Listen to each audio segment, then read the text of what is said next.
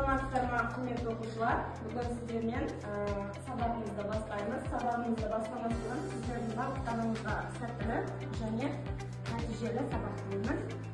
Бүгінгі сіздермен өтетін тақырыбымыз аралас сандарды қосу, аралас сандарды азайту. Сабағымыздың мақсаты аралас сандарды қосу және азайтуды орындау, есепке шығаруды солардан пайдаланамыз.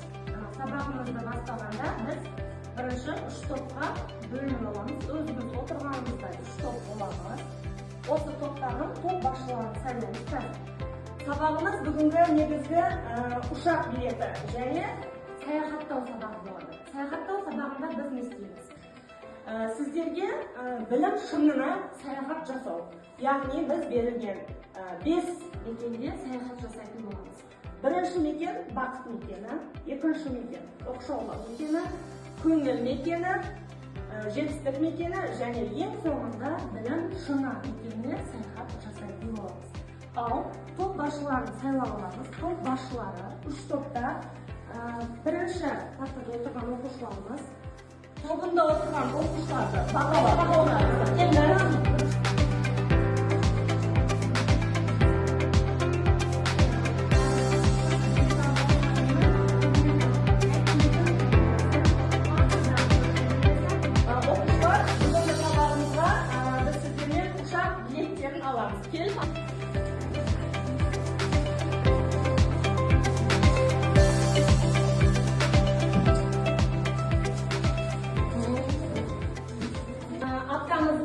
дәйек сөзбен бастаймыз. Бұл аптамыздың дәйек сөзі әділетте берік болсаң, аяғың таймайды. Және біздің сабағымызда бүгінгі қолданылатын негізгі құндылықтарымыз. Осы берілген құндылықтарды біз сіздермен есептер шығару барысында қолданып отыратын боламыз. Яғни бірлік және ынтымақ құндылығын мысалға топпен жұмыс жасаған кезде сіздермен оқушылар топта бір-бірін құрметтей алуға және әділдік және жауапкершілік құндылығын бастаған жұмысымызды соңына дейін жеткізу барысында қолданатын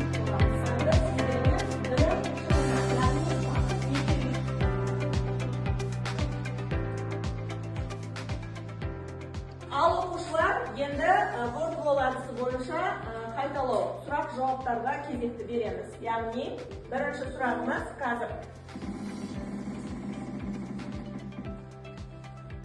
Бөлімдері бірдей бөлшекті қалай азайтады? Кім жауап береді? Бөлімдері бірдей бөлшектерді қалай азайтады? Бөлімдері бірдей бөлшектерді қалай азайтады? Алымынан азайтады. Жарайсың, бәрекелді. Дұрыс бөлшек бұл. Дұрыс бөлшек бұл. Алымы бөлшектің кіші бөлшек.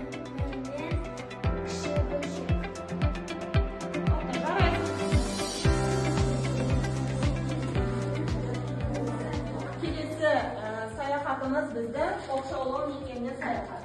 Бұл мекенге саяхат жасағанда біз сіздермен үйге тапсырмаларды тексереміз. Үйге тапсырма не берілген еді?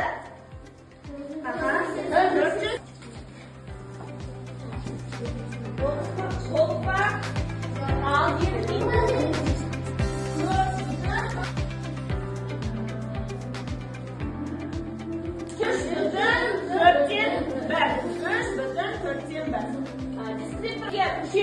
екеуі дұрыс болса, үш ұпай қоясыздар. Саяхат. Бұл жетістік кезеңіне саяхат жасаған кезде біз сіздермен оқулықпен жұмыс жасаймыз. Барлықтарыңыз кітабыңызды ашыңыз. Кітабыңыздан 492-ші есепті орындайсыз.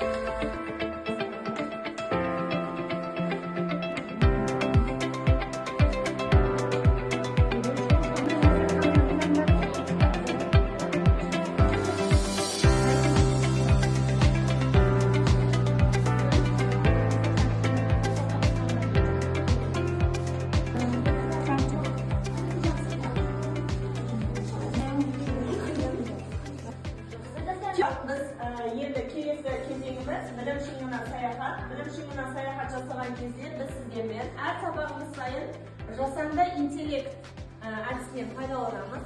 Яғни біз сабағымызда қазір сіздермен ChatGPT жасанды интеллектінен пайдаланып көреміз. Ол арқылы аралас сандарды өмірмен байланыстырамыз. Аралас сандар функционалды сауаттылық. Функционалды сауаттылық дегеніміз бұл аралас сандардың өмірде кездесуі. Яғни өмірде қай жерлерде кездеседі екен? Аспаптың 3 литр су сияқты 1 метр кубы деп өлшенеді. Бәрекелді. Келесі Май сатып алу кезінде қолданылады. 1 сағат күту қашықтық 3-4 километр жол сияқты жағдайлар.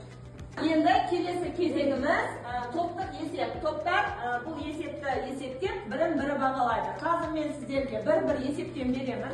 3 топ берілген есепті орындайды, одан кейін бірін-бірі бағалайды.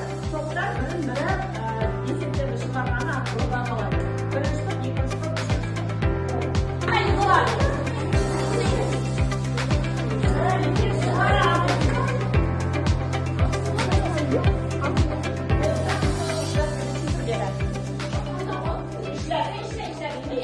Өзінің есептерін шығарып болған болса, онда есептерді түсіндіріп береміз. 3-2 Жарайсың. 7-ден 5 тең болады 9. 17-ден 5 тең болады 10. Жарайсыз оқушылар. Енді 3 топ бірін-бірі бағалайды. 3 топтың есебін бірінші топ бағалайды. Бірінші топтың есебін екінші топ қанша деп бағалаймыз? Қанша деп бағалаймыз? 10 балл деп бағалайсыздар, иә? Жақсы, бәрекелді. 3 балл деп бірінші топ, үшінші топ қанша деп бағалайды? 10. Бәрекелді. Өйткені барлық ал оқушылар келесі кезеңде біз сіздермен Learning Up программасы бойынша есеп шығаратын боламыз. Бұл кезеңде сіздерге аралас сандарды сәйкестендіру тесті беріледі. Және айналамыздағы бір-бірімізге оқушылар листеді көмек бердік. Яғни бірлік және ынтымақ құндылығынан пайдаланды. Келесі кезеңіміз сіздерге үйге тапсырма. Үйге тапсырма 491-ші есеп. Жазып алыңыздар дәптерлеріңізді ашып.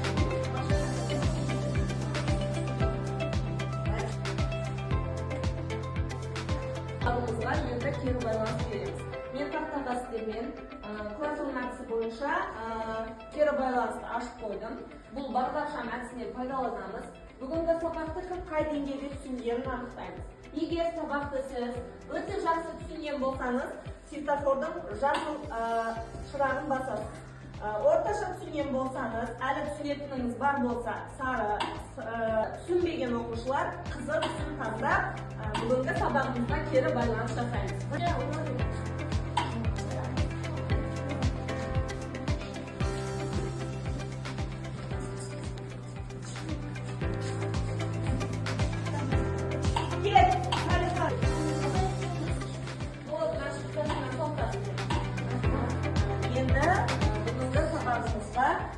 Бағалау жасап, қорытынды жасаймыз. Сіздердің негізгі сабақтан алған бағаларымызды күнделік кезек журналымызға қойып қойдым. Енді топтарды бағалаймыз.